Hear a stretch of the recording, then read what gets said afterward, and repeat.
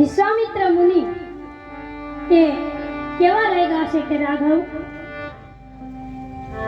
તમે આ યજ્ઞ પૂરા કરાવવા માટે નીકળ્યા છો. જેવી રીતે તમે મારો યજ્ઞ પૂરો કરાવ્યો એવી જ રીતે જનકપુરમાં મહારાજા જનકે એક ધનુષ યજ્ઞનું આયોજન કરેલું છે, પણ રાવણ અને બાણાસુર જેવા અસુરો એ યજ્ઞને પૂરો નથી થવા દેતા. યજ્ઞ પણ તમે પૂરો કરાવો. આમ ધનુષ યજ્ઞની વાત જ્યારે સાંભળી ભગવાન રામે આનંદમાં આવી ગયા છે. વિશ્વામિત્ર મુનિની સાથે રામ લક્ષ્મણ બંને ભાઈઓ એ મુનિના આશ્રમેથી જનકપુરની યાત્રાનો પગપાળા પ્રારંભ કરે છે. સંગમાં ઘણા ઋષિ મુનિઓ છે.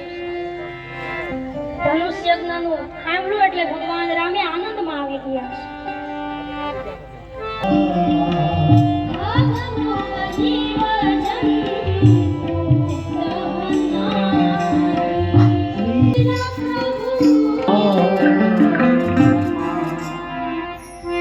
રસ્તામાં આશ્રમને ભગવાન રામે જોયો છે કે આશ્રમ બિલકુલ શાંત છે.